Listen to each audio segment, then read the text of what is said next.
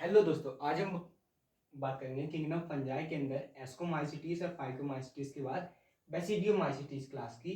तो दोस्तों ये जो क्लास है इसमें दोस्तों आपके जो मेन मेंबर्स हैं वो है मशरूम्स, ब्रैकेट फंजाई और पफ बॉल्स। तो ये दोस्तों आपको ध्यान रखना है कि जो मशरूम्स हैं, ब्रैकेट फंजाई हैं और पफ बॉल्स हैं वो बेसिडियोमाइसिटीज में आते हैं और सैक फंजाई इसमें नहीं आते हैं, उसमें अलग क्लास है। इसी के ऊपर एक क्वेश्चन भी आ चुका है नीट में। तो दोस्तों हैबिटेट है कि ये जो है सॉइल में पाए जाते हैं, ट्री लॉग्स में भी पाए जाते हैं और ट्री का जो आपके जो तने होते हैं, ट्री स्टम्स जो होते हैं उनमें भी ये पाए जाते हैं। और दोस्तों ये जो है पैरासाइट्स भी हैं।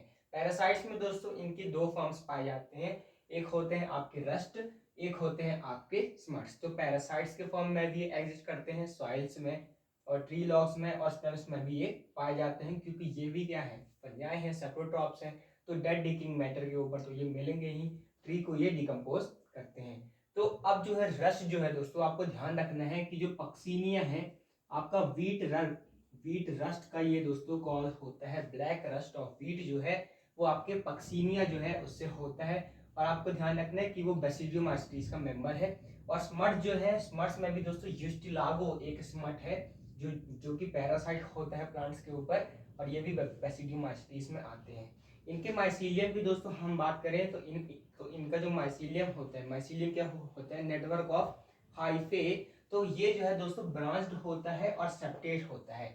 ब्रांच और सेप्टेट का मतलब क्या है, इनमें जो हाइफे हैं उनमें ब्रांचिंग देखने को मिलती है, जैसे कि आप यहाँ पर देख सकते हैं कि यहाँ पर इनमें बहुत सारी ब्रांचिंग आपको देखने को मिलती है। और सेप्टेट का दोस्तों मतलब क्या है, आप जानते हैं इनमें क्या होता है, इनमें जो है साइटोप्लाज्म भरा होता है, ये साइटोप्लाज्म से भरे हुए ट्यूब्स होते हैं। और दोस्तों इनमें कुछ सेप्टा भी पाया जाता है, इसीलिए सेप्टेट लिखा गया है।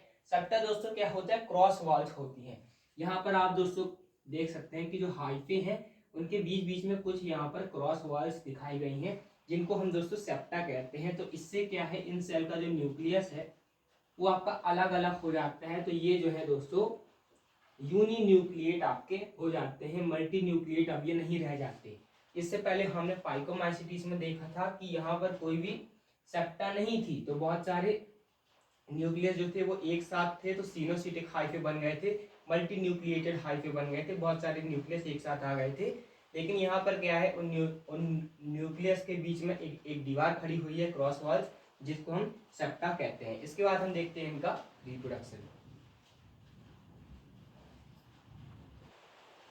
अब दोस्तों हम देखते हैं इनमें रिप्रोडक्शन कैसे होता है। तो दोस्तों रिप्रोडक्शन जो है इनमें एसेक्सुअल भी होता है और सेक्सुअल भी होता है। एसेक्सुअल में दोस्तों इनमें जो स्पोर्स हैं वो नहीं प्रेजेंट होते हैं। ये आपको दोस्तों ध्यान रखना है कि जो एस्कोमाइसिटीज में हमने देखा था कि उनमें कोनिडिया थे जो कि प्रोड्यूस होते थे एक्सोजीनसली, लेकिन यहाँ पर दोस्तों जो स्पोर्स हैं वो आपके प्रेजेंट नहीं होते हैं, एसेक्सुअल स्पोर्स। लेकिन दोस्तों अगर एसेक्सुअल स्पोर्स नहीं है तो इनमें फ्रेगमेंटेशन कॉमन रहता है। इनका हाइफा दोस्तों टूट के नए नए फ्रैगमेंट बना सकते हैं, जो कि आगे चल के एक नया फंगस बना सकते हैं। तो इनमें फ्रेगमेंटेशन से जो रिप्रोडक्शन है वो कॉमन होता है, ये आपको ध्यान रखना है, क्योंकि इनमें जो है एसेक्सुअल स्पोर्स आपके नहीं है। और दोस्तों सेक्सुअल रिप्रोडक्शन में भी इनका जो हाल है उतना अच्छा नहीं है, क्योंकि दोस्तों इनके पास कोई भी सेक्स ऑर्गन्स प्रेजेंट नहीं होते हैं।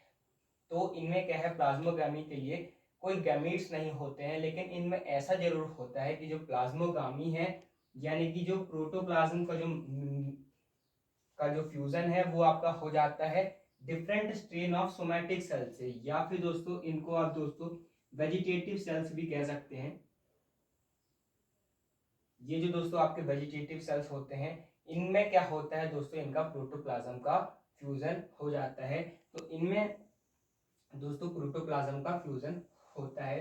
तो ये जो दोस्तों प्रोटोप्लाज्म का फ्यूजन होता है उसमें दोस्तों एक स्टेज बनती है जब इनके जो न्यूक्लियस हैं वो एक साथ इमीडिएटली नहीं जुड़ते हैं। प्रोटोप्लाज्म तो जुड़ गया लेकिन इनके न्यूक्लियस एक साथ नहीं जुड़ते हैं। N+N ये दोस्तों स्टेज आती है, जिसको हम डाइकैरियन कहते हैं, क्योंकि दो न्यूक्लियस है। तो इनमें एस्कोमाइसिटीज में और बेसिडियोमाइसिटीज में दोस्तों ये स्टेज पाई जाती है, ये आपको ध्यान रखना है। और दोस्तों ये जो डाइकैरियन स्टेज है इमीडिएटली ये दोनों मिल जाते हैं और बाद में ये दोस्तों एक स्ट्रक्चर बना लेते हैं जिसको हम बेसिडियम कहते हैं। इसके बाद क्या होता है अब हम देखते हैं।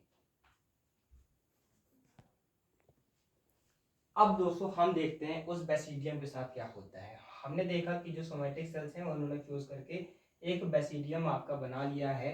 अब दोस्तों बेसिडियम में क्या होता है, ये जो आपका जो बेसिडियम है उसके अंदर दोस्तों कैरियोगामी हो जाती है। ये जो सेल हैं ये दोस्तों कैरियोगामी करके आपके 2n यहाँ पर बना लेते हैं। अब दोस्तों 2n के बाद यह क्या होता है, जब ये n+n से आपके 2n हो गए, न्यूक्लियस इनका फ्यूज हो गया, तब अब दोस्तों क्या होता है, ये जो है मियोसिस कर लेते हैं। मियोसिस का मतलब दोस्तों आपका होता है रिडक्शनल डिवीजन, यानी कि एक डिप्लॉइड सेल दोस्तों इससे हैप्लॉइड सेल बन जाता है।